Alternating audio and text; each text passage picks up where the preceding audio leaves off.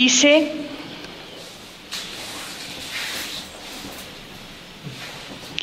me parece que el mal por el mal difícilmente se puede evidenciar en este caso, si es que en alguno se puede evidenciar, ya que sea como medio de obtener placer o como medio de disminución del mal que recae sobre el agresor, el mal no se procura como fin en sí mismo. Esto me parece que a su vez da cuenta de la justificación que puede dar el victimario, pero quedando ajena tanto para el agresor como para el agredido la explicación, que me parece ha de encontrarse en el inconsciente, que responde a la dinámica del goce, más allá del bien y del mal.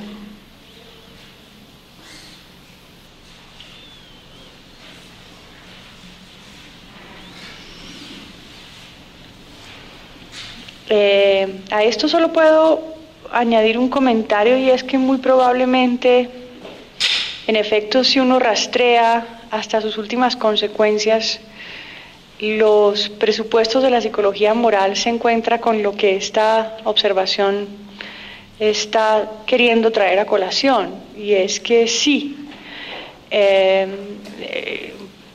muy probable que los motivos para actuar no sean racionalizables en el sentido de que no lo puedan ser tal como se propuso acá que lo fueran, ¿no? Sino que haya que ir hasta el fondo a través de quién sabe qué forma terapéutica de los contenidos del inconsciente en una gente para rastrearle sus motivaciones, digamos, sus motivaciones ocultas. La filosofía no va tan lejos, porque con eso de nuevo se diluirían las distancias que quiere preservar todavía la psicología entre la filosofía moral, sobre todo entre la perspectiva de la víctima y la perspectiva del victimario. Eso es lo que yo quería como decir sobre esto.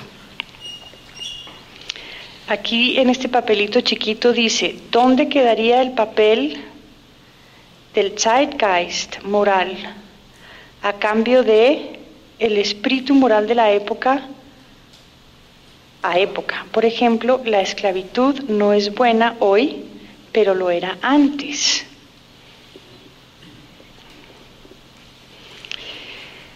Yo de nuevo trato de recuperar de estas historias, trato de rescatar de estas historias a alguno de los testigos, como lo hice en la historia de la vez pasada,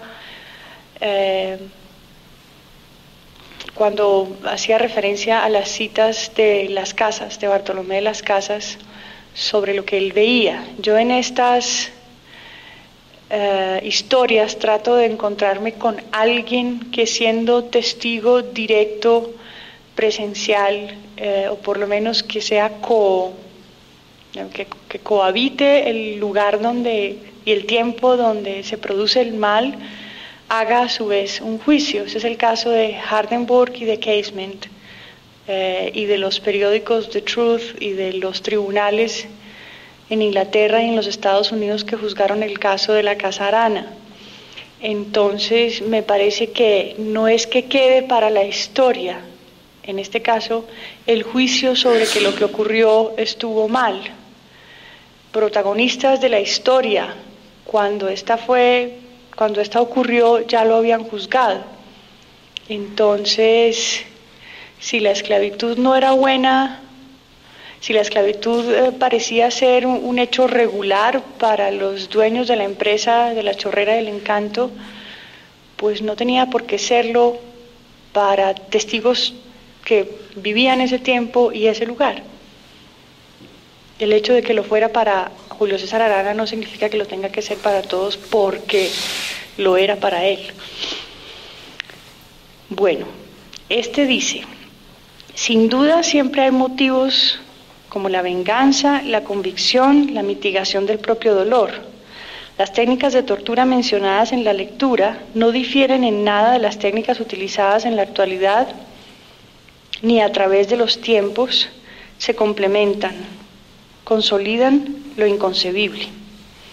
¿Por qué entonces no basta con eliminar al contrario, sino que hay que degradarlo, humillarlo y torturarlo? Sin duda hablamos de cierto tipo de placer macabro, o será una tendencia biológica, ya que las demás especies no la aplican. Bueno, la pregunta que usted se hace acá es justamente la que yo intenté responder, y la traté de responder en el siguiente sentido, para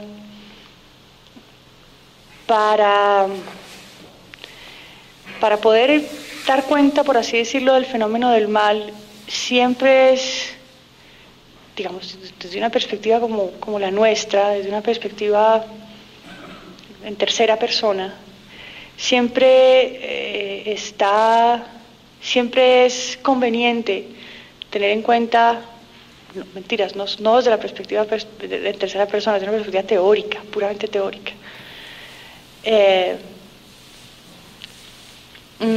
Siempre conviene tener en cuenta la situación del mal como éste se produce por parte del victimario y la situación del mal como el mal se recibe de parte de la víctima.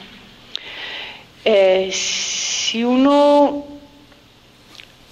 rastrea motivos en el victimario, uno se puede encontrar, como dice Schopenhauer, con que el victimario no encontró los medios adecuados para sentirse menos mal de lo que se siente, y entonces se vale de un medio indirecto para de alguna manera reivindicarse, por así decirlo. Al otro, al que lo utiliza y lo tortura para sentirse mejor y lo humilla para sentirse mejor, no es más que una ocasión para que él se sienta mejor. Ahora, la perspectiva de la víctima es otra, muy distinta. Es la perspectiva de la víctima la que hace concebible, por así decirlo, el hecho de que la perplejidad. Es la situación de la víctima la que nos hace preguntarnos, pero ¿cómo pudo ser posible? Pero esto es absurdo, pero ¿quién puede hacer algo así? Entonces, ¿por qué llegar tan lejos como torturar a una persona, como para torturar a una persona y no basta con pegarle un tiro de gracia? Porque los fines que se pueden querer trascienden el fin simplemente de que la persona desaparezca. Y cuando eso es así, esos fines tienen que ver con uno mismo y no con la relación que se establece con la persona. Con uno mismo, digamos, como victimario, y no con la relación que se establece con la persona. Esta pregunta dice lo siguiente: ¿el acto malévolo solo es posible como un ejercicio de poder? Es decir, solo es posible entre desiguales, el perpetrador es superior y la víctima es inferior. Esta pregunta me parece, me gusta mucho. No necesariamente, pero lo que es verdad es que en la circunstancia en la que se produce el mal, sí que se abre un abismo en la relación entre la víctima y el victimario, de manera que el abismo que se abre se plantea en términos de una relación de poder. La víctima es víctima justamente por eso, porque es totalmente pasiva en relación con la voluntad que ejerce el victimario sobre ella. Ella simplemente está ahí indefensa. O sea, la condición de la víctima por excelencia es la indefensión. Y en ese sentido, en relación con el victimario, se pone en una situación, o el victimario la pone en una situación de clara inferioridad. De clara inferioridad, está totalmente a merced de lo que el victimario quiere hacer con ella. Pero a esa situación en la que se produce el mal no necesariamente tiene que anteceder ni mucho menos una situación desigual en términos de poder. No tiene por qué ser. Yo puedo decidir que aquí el que está al frente mío se convierta en mi víctima, aun cuando antes de mi acción malévola contra él, nosotros nos percibamos como iguales. ¿Sí? A fuerza de actuar sobre él, a fuerza de actuar contra él con fuerza, pues con fuerza, él se va degradando, y mi intención de hecho también es degradarla. Bueno, esta pregunta dice que si el mal se puede definir desde una vista, me imagino que quiere decir de una perspectiva objetiva. Aquí cabría preguntarse qué se puede definir desde esa perspectiva.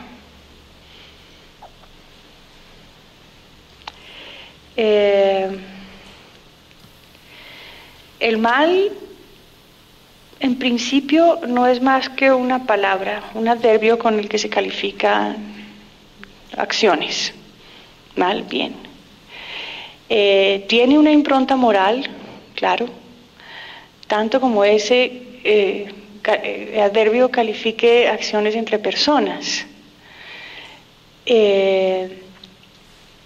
Y las acciones entre personas siempre están mediadas, mejor dicho, en las acciones entre personas hay eso, hay un agente y un receptor de la acción.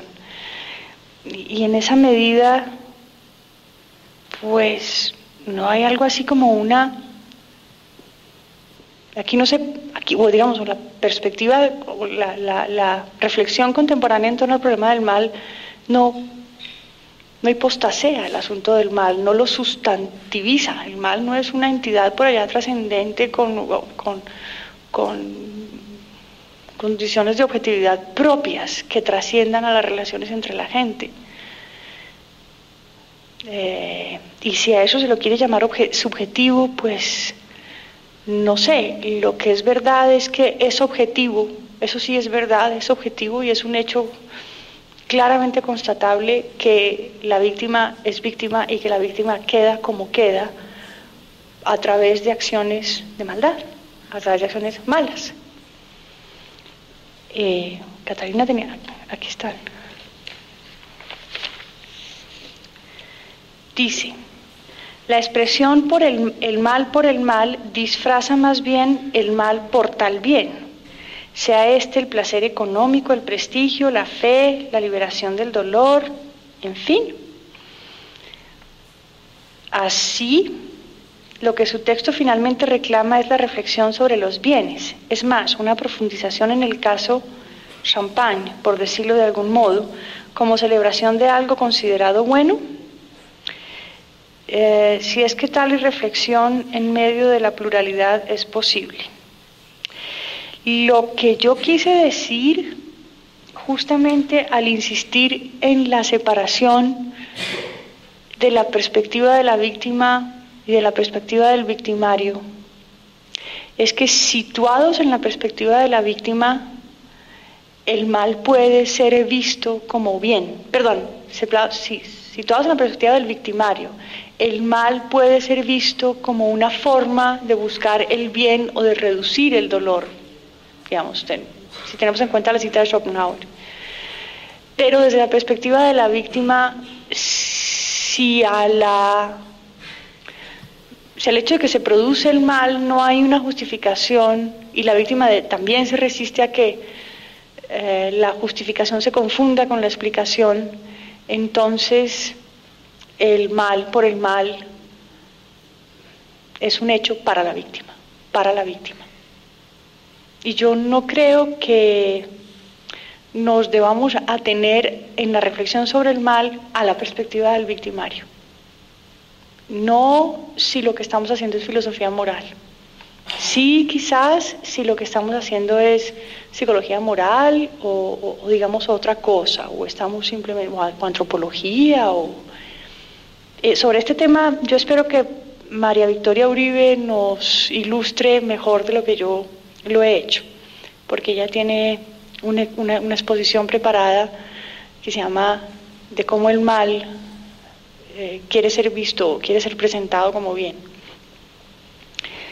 Y otra pregunta. El estado anímico del victimario, tal como lo describe Schopenhauer, ¿a qué tipo de emociones corresponde? ¿Al odio, a la ira? Yo no creo que sea necesario relacionarse con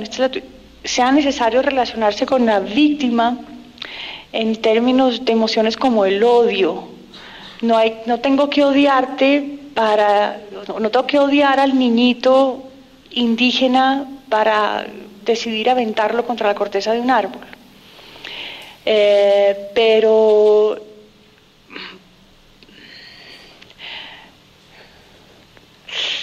y la pregunta es difícil. Más bien diría yo, pero en primera instancia, trato de responderte así. En principio no. En principio no.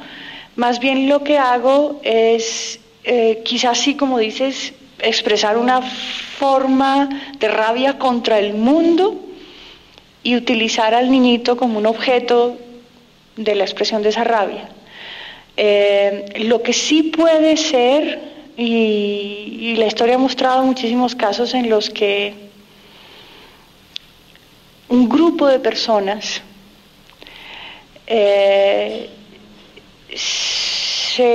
se vuelven los destinatarios de mis acciones malas porque las odio.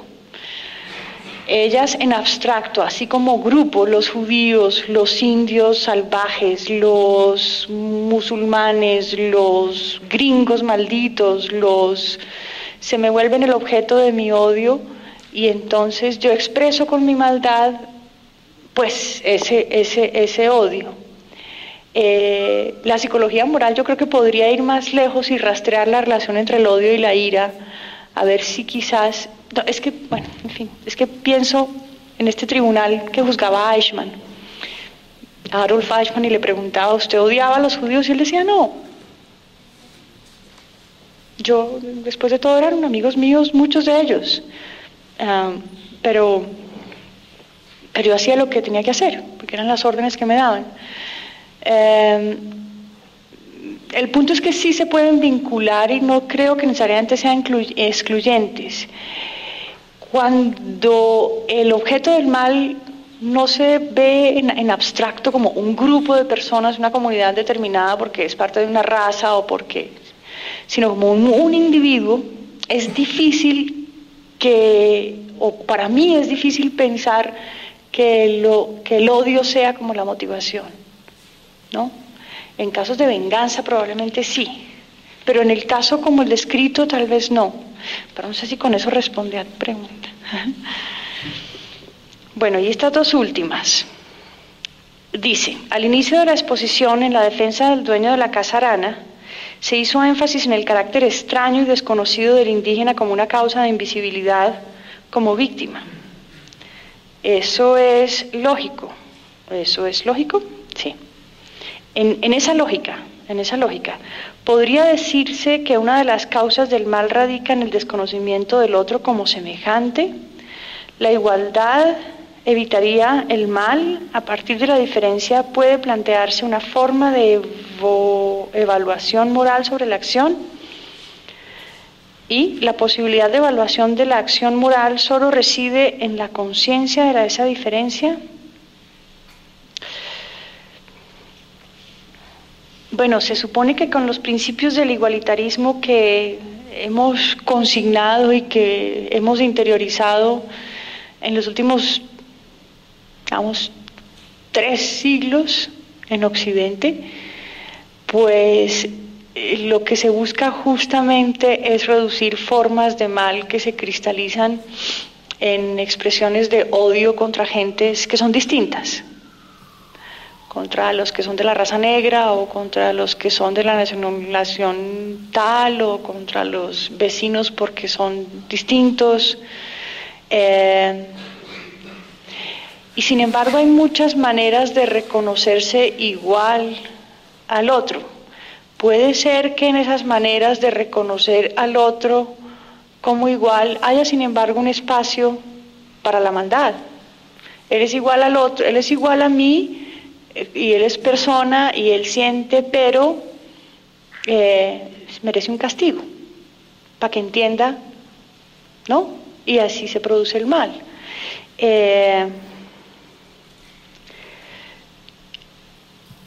Y también hay muchas formas moralmente legítimas de verse a sí mismo como diferentes. Es decir,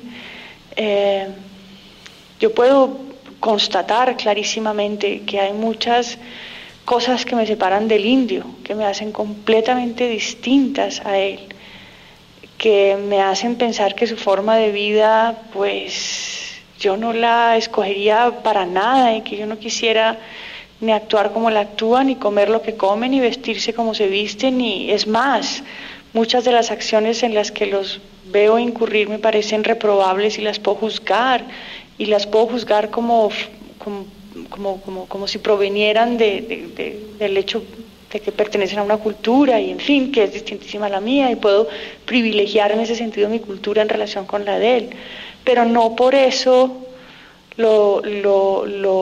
digamos, no por eso se despierta en mí un deseo de hacerle daño, ¿no?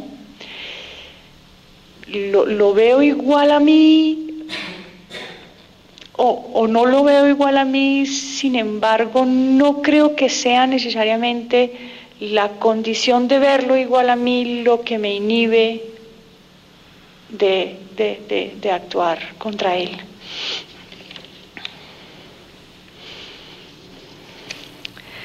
Dice, desde el principio en el hombre ha existido la tolerancia. Desde los principios del hombre ha existido la tolerancia.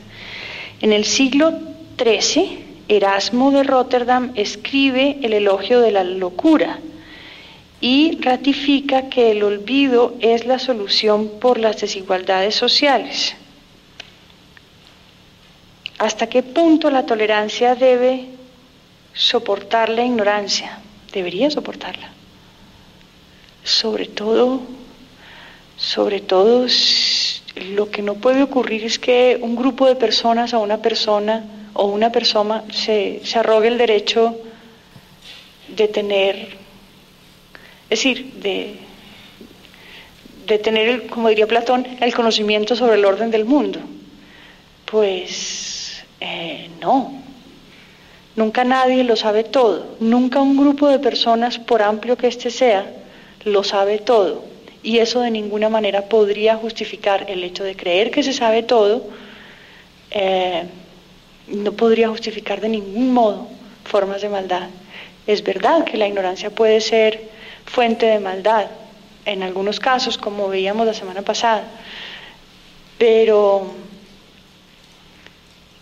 uno sabe unas cosas e ignora otras, siempre, y otros saben esas cosas que uno ignora, de manera que la sabiduría no se construye en monólogo y tampoco en diálogo con los que saben lo mismo que uno.